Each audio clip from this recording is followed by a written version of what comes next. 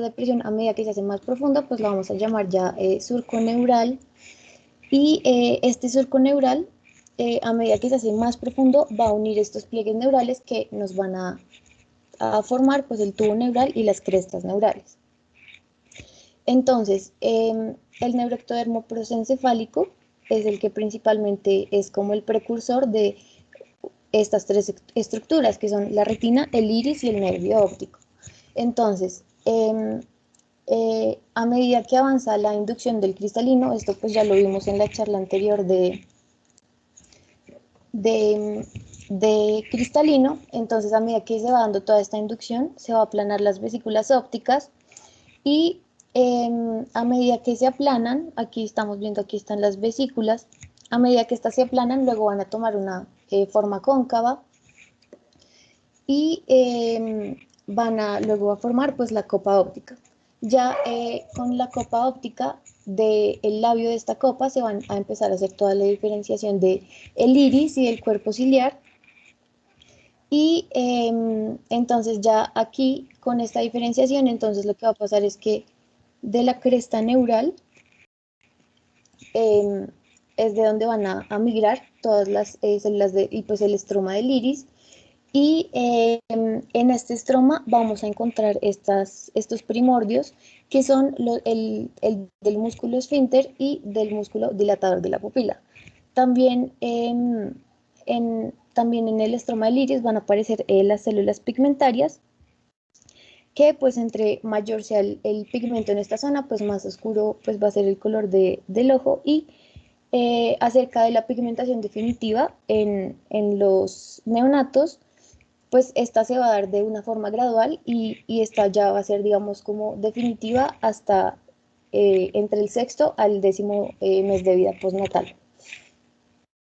Bueno, aquí para hablar un poquito general de la anatomía de la cámara del segmento anterior del ojo, entonces vamos a tener en primer lugar pues la cámara anterior, que está, digamos, como delimitada es la zona que está delimitada entre la córnea y el iris, y pues esta cámara va a estar llena de humor acuoso. Está también dentro de esta cámara anterior tenemos esta estructura importante que es el ángulo camerular, que es este que vemos acá, que es también lo conocemos como el ángulo iridocorneal.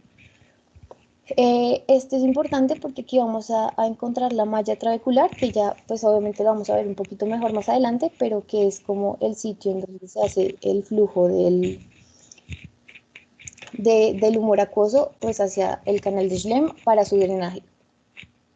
Y bueno, ya luego tenemos la cámara posterior, que es la que está entre la parte posterior del iris y del cristalino, y también va a estar llena de humor acuoso, y es en esta cámara en donde se va a producir. Que bueno, es esta que vemos acá. Bueno, ya acerca de la anatomía del iris, entonces el iris lo describen como una estructura que tiene una forma de un cono poco profundo que se encuentra orientado hacia anterior. El iris actúa como el diafragma de las cámaras, ¿sí? Entonces el iris lo que va a hacer es que va a regular la entrada de luz pues mediante la contracción o la dilatación pues de la pupila. Entonces normalmente la pupila tiene un tamaño entre 2 a 4 milímetros y digamos como sus límites o sus máximos y mínimos, entonces sería 0.5, que sería pues hablando pues de una miosis máxima, y de 8 milímetros en midriasis máxima. Acerca de la irrigación, entonces aquí vemos en la foto están las arterias ciliar anterior y la arteria ciliar posterior larga. Estas dos son las principales que se van a anastomosar acá y van a formar el círculo arterial mayor del iris o anillo arterial mayor del iris. La inervación pues está principalmente por el plexo ciliar, que va a producir una inervación en el músculo esfínter, que es sensitiva, vasomotriz y parasimpática. Ya para hablar un poquito de la histología del iris, entonces tenemos primero la capa anterior, que es esta que vemos acá, que está compuesta pues principalmente de fibroblastos, melanocitos y colágeno, y pues como se ve es una capa que es plegada y que tiene muchas crestas y criptas. Ya en la capa media estromal, esta es la capa como con mayor proporción del iris.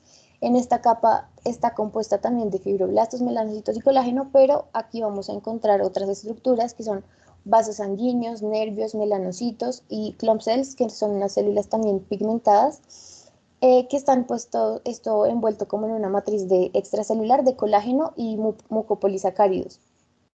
Entonces en esta capa media también vamos a encontrar que el color pues del iris va a depender del número y de los grados y el grado de los gránulos de melanina que se encuentran en los melanocitos en este estroma superficial. Acerca de esto, en los melanosomas hay en los melanocitos hay unos orgánulos que son los melanosomas, que son los que contienen los pigmentos. Entonces, hay unos pigmentos que son negros, que se llama los pigmentos de eumelanina, y rojos, que son de feomelanina.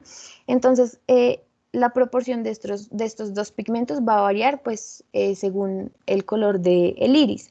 Entonces, cuando tenemos una menor proporción de estos dos pigmentos que les mencioné, esto se relaciona con un iris de un color más claro. Y ya en la capa posterior, a diferencia de la anterior, que habíamos dicho que era así como plegada, esta capa posterior la describen como aterciopelada, suave y uniforme, que pues está densamente pigmentada.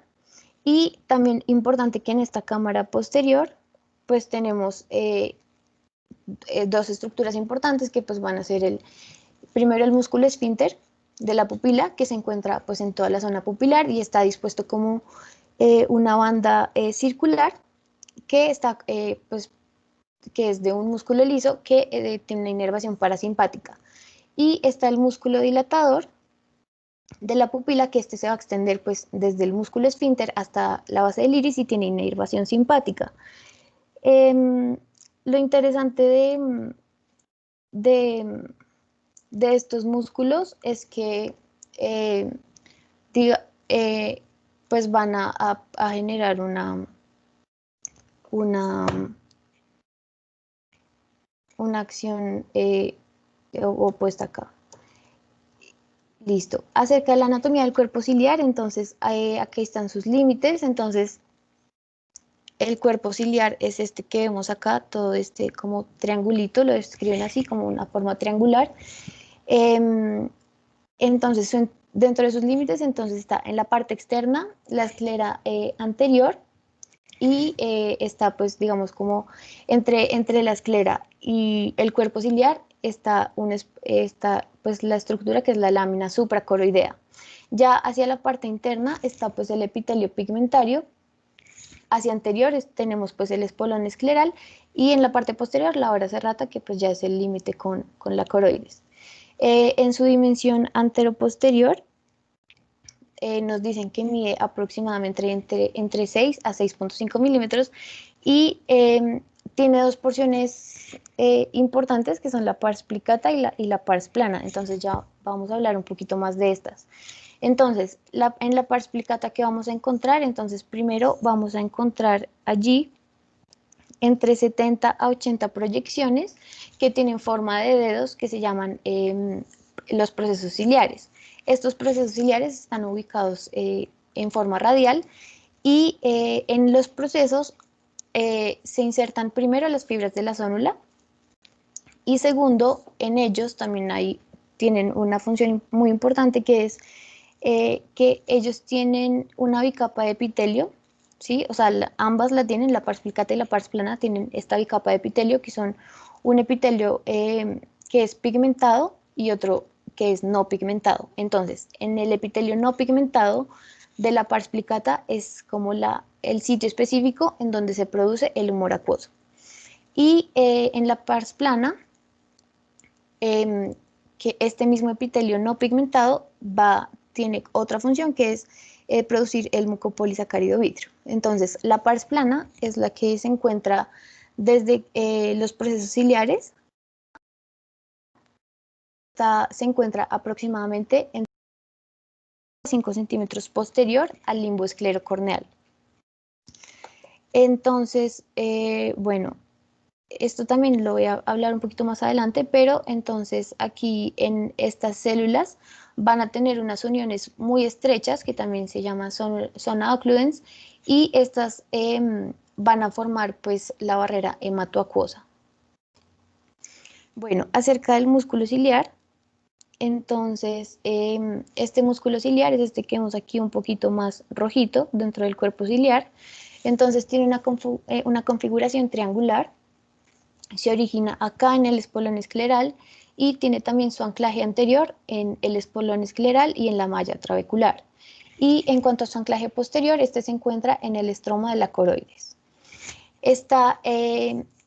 La inervación de este músculo, entonces está para la contracción, pues va a tener una inervación parasimpática que está pues mediada por receptores muscarínicos M3, y para su relajación la inervación va a ser simpática y está mediada pues por receptores beta 2 adrenérgicos. Entonces acá es donde les iba a decir que este músculo lo importante es que, y digamos como la comparación que me pareció muy interesante, fue que este músculo es como su propio agonista y antagonista, ¿sí? O sea, el mismo músculo hace las dos funciones, no como por ejemplo en el músculo esquelético en cualquier otra parte del cuerpo, que es un músculo hace el papel de agonista y el otro hace el papel de antagonista. Bueno, un poquito más del músculo ciliar. Entonces este músculo ciliar va a tener 3 capas de fibras que tienen unas orientaciones distintas. Entonces está la primera capa, que es la más externa, que es la capa longitudinal, que también se llama el músculo de Brook, que se encuentra ubicado entre pues el espolón escleral y la coroides, y este músculo lo que va a hacer es que va a actuar como si fuera un músculo esquelético de contracción rápida. Luego está pues la capa media, que son estas fibras que están aquí ubicadas como de forma oblicua, que pueden tener forma de V o de Y, y estas que se encuentran pues en el espolón escleral hasta los tendones elásticos de la coroides. Y está por último la capa interna, que es la capa circular o músculo de Müller. Entonces, ¿qué va a pasar acá? Este músculo ciliar pues es el que al hacer la contracción, al contraerse el músculo, va a relajar la zónula, y al relajar la zónula disminuye también la tensión del cristalino, y como ya vimos en la charla pasada, se abomba un poquito y aumenta su poder refractivo.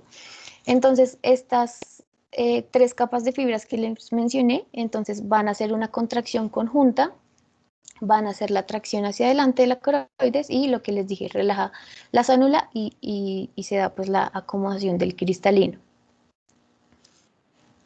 Bueno, ya sobre el humor acuoso, entonces aquí como unas generalidades. Entonces, la resistencia que presente el flujo del humor acuoso va a ser la que nos va a dar pues la presión intraocular, que pues es la normal, que es más o menos de 15 milímetros de mercurio. Y también lo importante de este humor acuoso es que su función va a ser también ayudar a la nutrición de las estructuras avasculares que tenemos, que son la córnea y el cristalino, que pues obviamente no están irrigadas porque necesitamos que sean claras pues para cumplir su función. Tenemos también la barrera hematoacuosa, que digamos que esta va a ser más, o sea, no es tanto una barrera estructural, sino es como algo más funcional. Y entonces esta barrera, como les mencioné, está constituida por las uniones estrechas del epitelio ciliar no pigmentario que está en los procesos ciliares. Y pues lo que va a hacer principalmente es que va a impedir el paso de unas sustancias de peso molecular alto como las proteínas.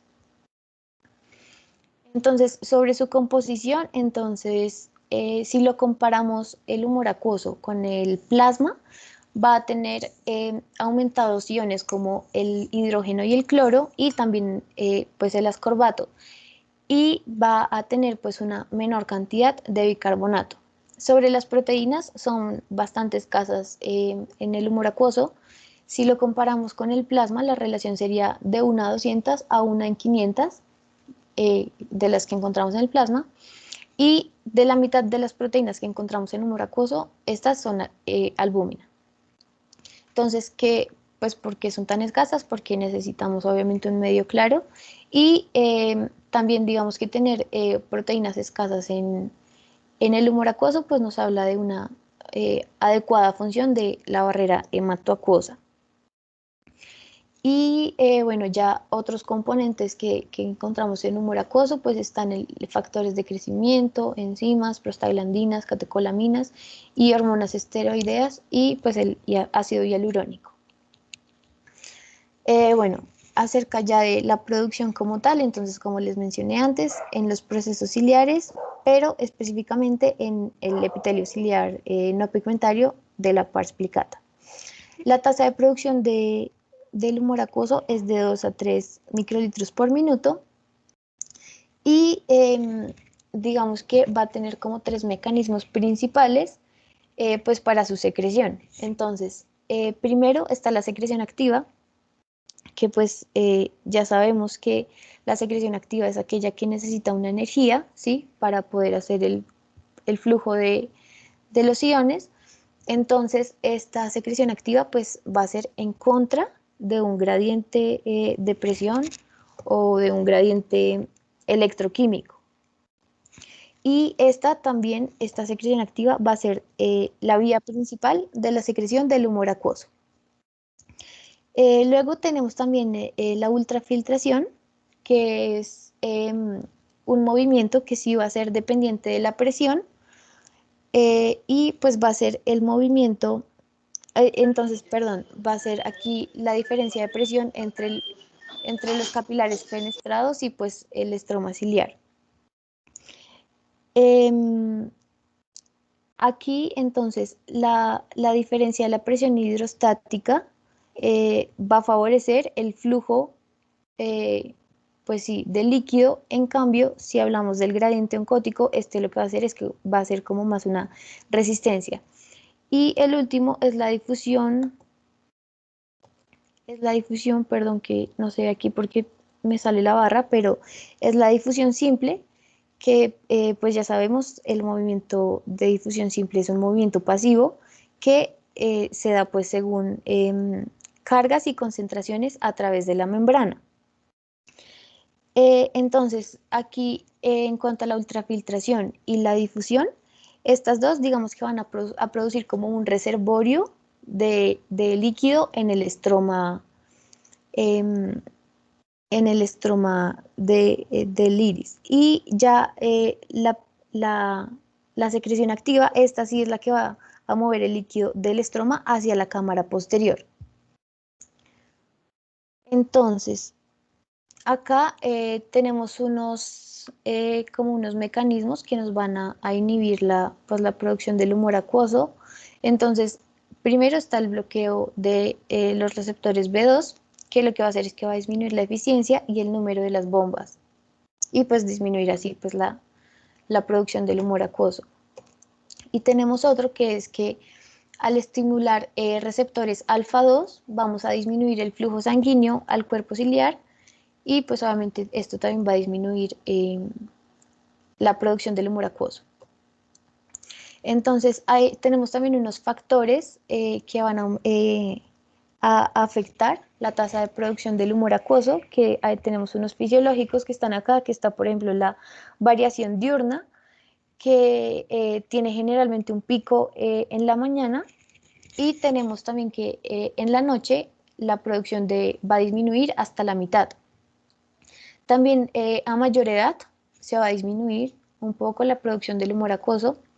También la integridad de la barrera hematoacuosa, como les mencioné antes, el flujo sanguíneo del cuerpo ciliar, la regulación neurohormonal del tejido vascular y el epitelio ciliar, y pues ya otras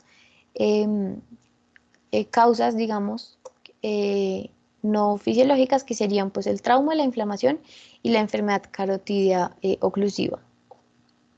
Bueno, sobre la evacuación del humor acuoso, entonces vamos a tener dos mecanismos principales, que es el trabecular, o que también lo conocemos como la vía convencional, y la uveoscleral o vía no convencional. Entonces, esta es como una foto como general del proceso de la excreción por vía trabecular. Entonces, aquí se produce el humor acuoso en la cámara posterior, en los procesos ciliares.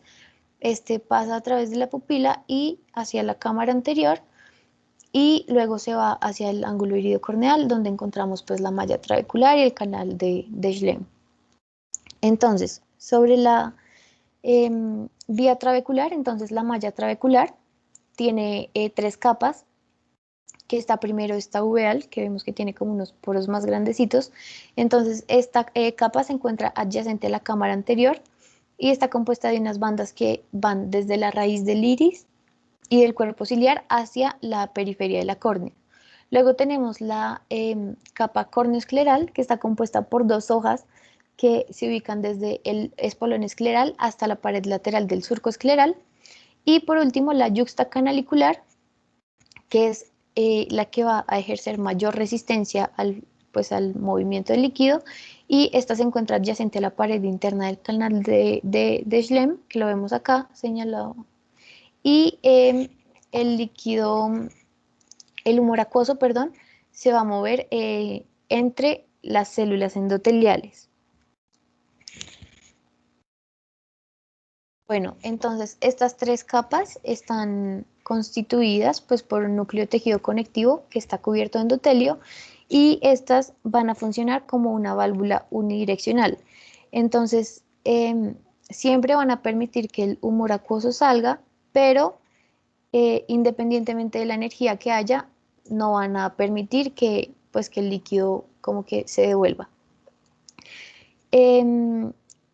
Aproximadamente hay entre 200.000 a 300.000 células trabeculares por ojo, y este número de células van a disminuir con la edad, y la membrana basal también sobre la que se encuentran estas células se va a volver más gruesa con la edad. Entonces, esto pues obviamente nos va a causar pues una mayor resistencia al flujo de salida del humor acuoso. Em, sobre sobre el canal de Schlemm, entonces se está compuesto pues por una capa de endotelio que se encuentra sobre una membrana basal discontinua. Tiene un diámetro que es aproximadamente entre 200 a 300 micrómetros, pero digamos que este tamaño puede variar mucho, y pues este canal está atravesado por muchos túbulos. El camino, digamos que acerca a través de su pared interna no es tan claro, pero pues nos hablaba de que el paso puede ser entre las células y por las células. Tiene también una pared externa que está compuesta de unas células endoteliales que no tienen poros.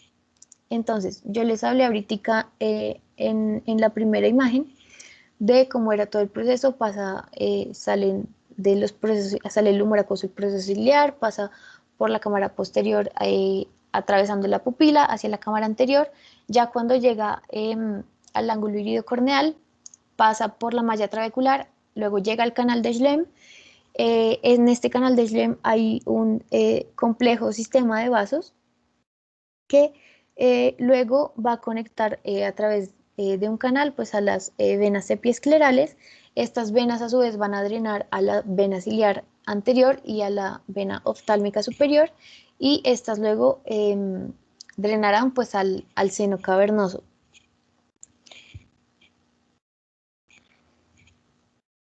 Bueno, ya sobre la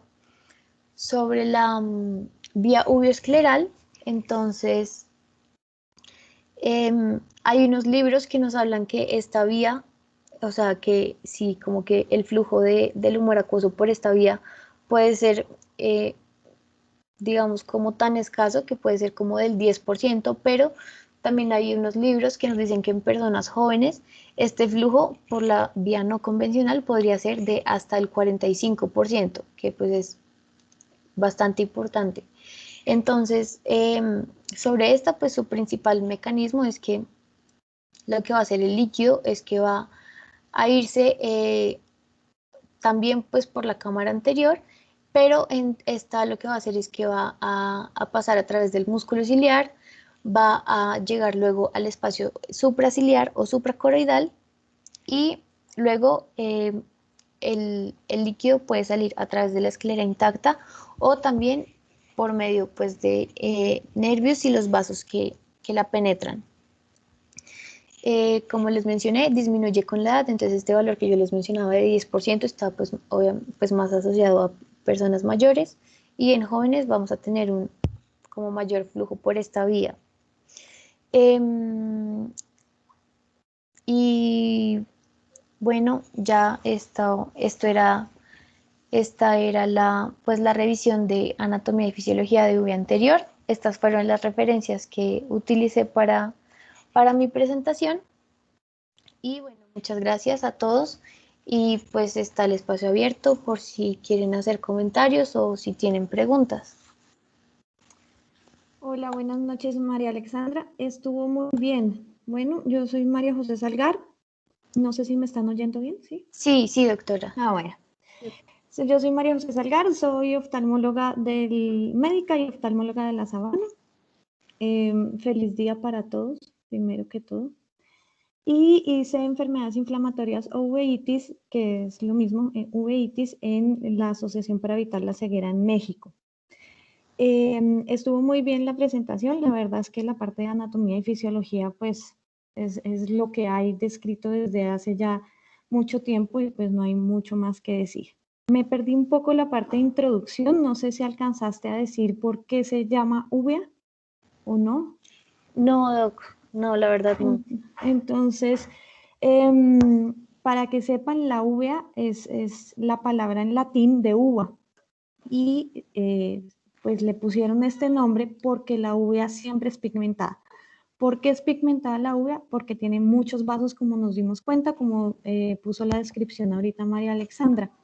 La imagen de los vasos demuestra que no solamente la parte de la uvea anterior, sino también de la posterior es llena de vasos. Entonces, al momento en que vemos la uvea no sé, en una patología, vemos que esta va a ser café, o cuando ustedes hayan hecho sus rotaciones o vayan a rotar por oftalmología, pueden ver en los traumas abiertos que en algunos casos los oftalmólogos dicen no trae la uvea por fuera y se ve literal café.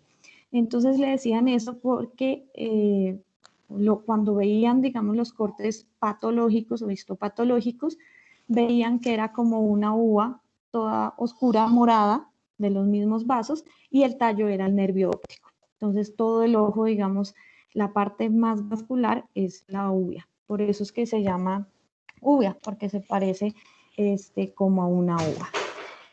Importante pues añadir a la parte de embriología que tampoco sé si lo alcancé a oír porque tuve problemas al principio para oír, pero pues tú lo dijiste, viene el neuroectodermo, eso es lo más importante que tienen que tener en cuenta y tengan en cuenta que los ojos pues empiezan a formar desde muy temprano en el embarazo, pero se terminan de formar casi hasta después de los 6 meses. Entonces, para que tengan claro, cuando nacen de pronto los niños, el estroma del iris todavía no está del todo formado, es apenas una capa muy delgada que como veíamos anteriormente, pues ya después gana cierto grosor y también va ganando en los melanocitos, pues van ganando, digamos, ese color para diferenciar. Entonces, antes de los 6 meses, para que ustedes tengan en cuenta, no se define el color del iris de un niño. Obviamente, pues si los dos papás tienen los ojos oscuros, pues el niño no va a salir con los ojos azules y sabemos para dónde va el color del iris. Pero se define bien hasta los 6 meses para que lo tengan en cuenta. Y la formación en general de toda la parte del humor acuoso y todo puede llegar hasta el año en los niños. Como les dije, también la parte de la circulación, pues tiene, ya lo veíamos, básicamente viene de las arterias ciliares que vienen de la oftálmica y que hacen un enramado y que hacen el círculo anterior del iris y todo. Y Esto es importante que lo tengan en cuenta o se dieron cuenta solo con la definición de uvea, lo más importante es que está lleno de vasos. Esto lleva a que precisamente se formen las enfermedades de la uveitis o enfermedades inflamatorias o metastásicas. ¿Por qué? Por la misma irrigación que tiene estas estructuras llevan a que sea más fácil, digamos, las metástasis a ese nivel. Por eso en los ojos podemos ver en muchos casos metástasis coroidea y tampoco se pueden descartar las metástasis en iris. ¿De acuerdo? Y las enfermedades sistémicas inflamatorias, más que todo, digamos, de origen reumatológico o de origen infeccioso, pues también se dan por esto. Entonces, digamos que esto es lo que más se une a la medicina. Yo digo que es la parte de la oftalmología que más se une a la medicina general. En esto hay que tener en cuenta que pacientes con artritis reumatoides, lupus, cualquier enfermedad reumatológica o pacientes con enfermedades infecciosas como sífilis, VIH, pueden llegar a tener compromiso de las estructuras oculares. Muchas veces, y como vimos, básicamente la parte vascular viene de las arterias ciliares y hacen pues todo ese enramado que vimos ahorita y vemos que no solamente el iris, sino también el cuerpo ciliar o también la coroides vienen también de esos vasos. Entonces, por eso es que no solamente o usualmente no vemos una iritis sola, sino que se puede acompañar de algo. Entonces, pacientes con escleritis, por ejemplo, pueden tener también asociación de uveitis por lo mismo, porque digamos que compromete la misma parte de la irrigación. ¿Qué más les iba a decir? A ver, que me anoté por acá. Bueno, lo otro importante, pues para que sepan que pues no quedó muy claro o no sé si no puse bien atención, pero la pars plana, la diferencia con la pars plicata es que la pars plana es avascular. Esto es muy importante en oftalmología porque la pars plana es un punto de ingreso para las cirugías muy importante, ¿de acuerdo? Entonces siempre ténganlo de acuerdo esta parte que se los van a, pues es importante en oftalmología y se los van a preguntar. Les iba a decir algo más. No sé si alguien tiene preguntas mientras tanto.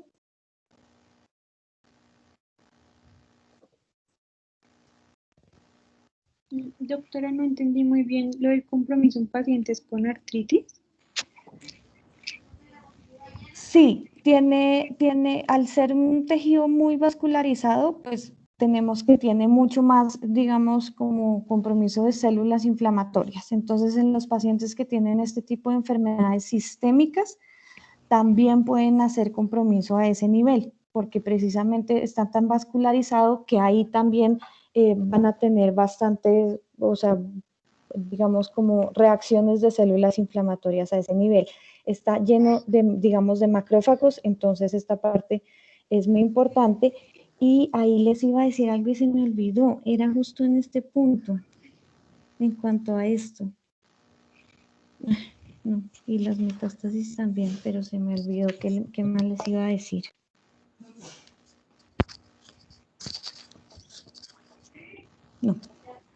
No sé. Si me acuerdo les digo ahorita si tienen alguna pregunta. Mientras tanto, váyanla pensando.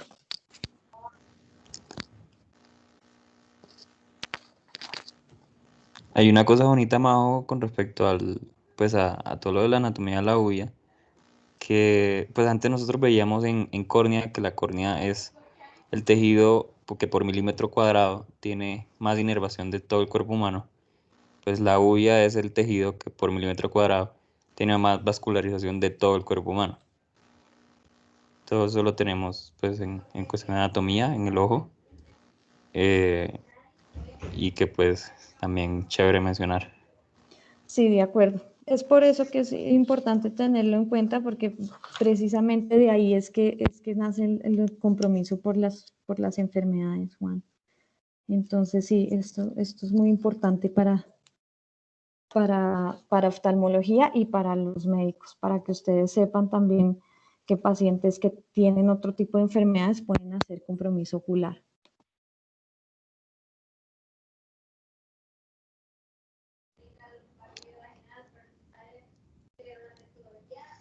No sé si tienes alguna otra pregunta, Juan. Yo creo que yo quería saber cuándo van a empezar, o no sé si van a hacer revisión de patologías.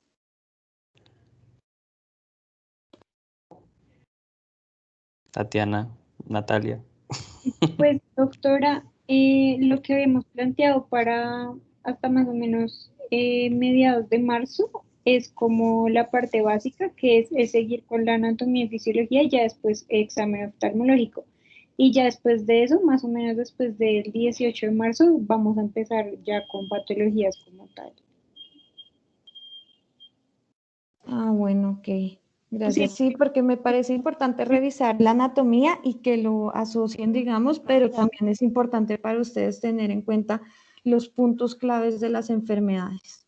sí, sí, señora. Sí, por eso quisimos como empezar primero, pues como con lo básico, básico. Y ya Mm. y igual, digamos, por ejemplo, el 18 de febrero tenemos defectos refractivos. Ah, ok, perfecto. Mm. Sí, está muy bien. Para que, pues lo digo, ¿ustedes son internos? Hay de todo, doctora. Hay desde semestres iniciales hasta internos, recientes, de todo.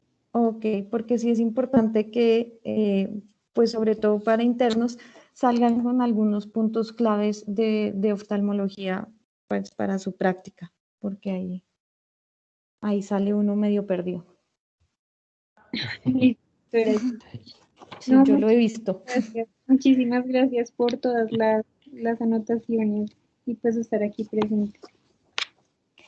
Listo, sí, la parte de humor acuoso yo creo que hace más parte del glaucoma, de todas formas, pues es importante saberlo, porque como veían, em, como está lleno de capilares, estos capilares están fenestrados. Al haber alguna inflamación o algo, va a pasar todo, digamos, estas proteínas o estas células inflamatorias también a la parte de humor acuoso, a la cámara anterior, que es de hecho donde nosotros hacemos el diagnóstico, pero también pueden llegar incluso a la malla trabecular y pueden obstruirla. Entonces, de ahí que también las uveitis tengan pues bastante asociación con glaucoma, aparte de, digamos, de otras cosas como los medicamentos que también generan hipertensión ocular, pero muchas de las patologías pueden llegar a ser no solo que se obstruya la malla trabecular, sino incluso que haya compromiso y generen una trabeculitis. Entonces, pues fue, digamos, que algo que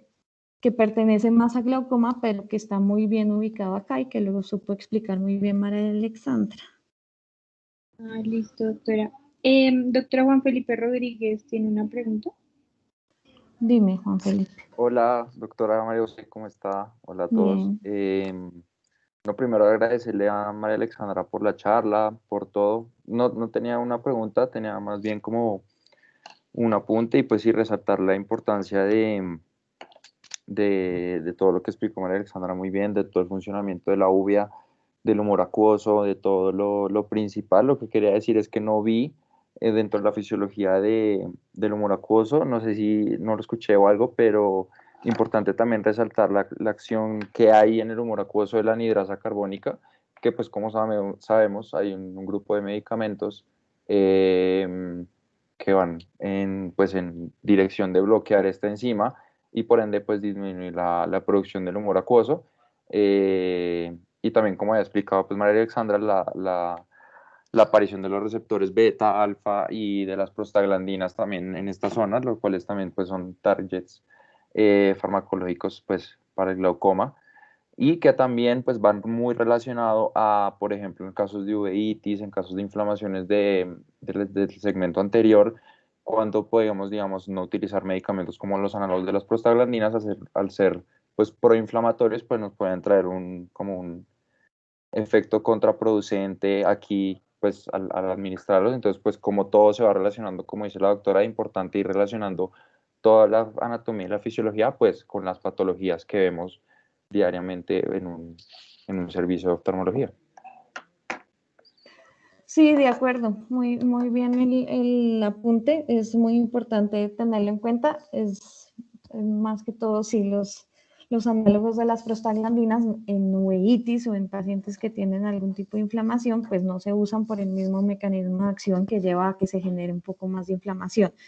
Entonces, por ejemplo, yo los tengo vetados en mi práctica clínica, pero la verdad es que son la línea número 1 del tratamiento del glaucoma.